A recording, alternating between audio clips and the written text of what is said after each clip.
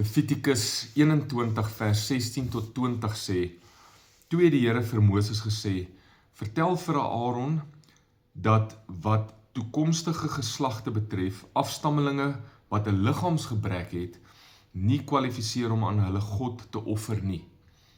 Niemand met 'n liggaamsgebrek mag my nader nie, of hy nou blind of lam of misvormd of gebreklik is, en of hy 'n gebreekte voet of hand het, of 'n boggelrug het, of 'n dwerg is, of 'n oogdefek het, of wat 'n etterende seer of skrifte aan sy vel het, of wat beskadigde testikels het.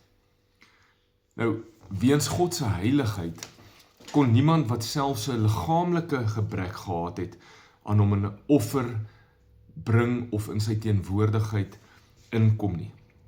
Nie net sonde het 'n mens van God geskei nie, maar ook enige vorm van onvolmaaktheid.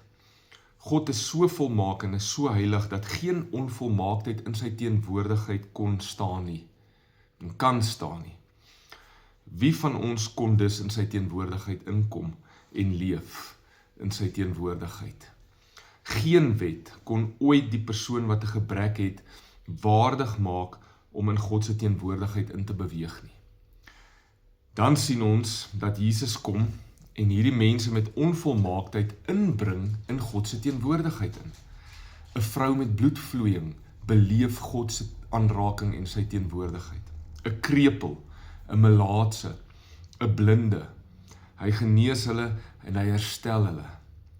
In en deur Jesus alleen kwalifiseer die wat in hulle self gebrek het om voor God te staan, en daar word hulle dan herstel.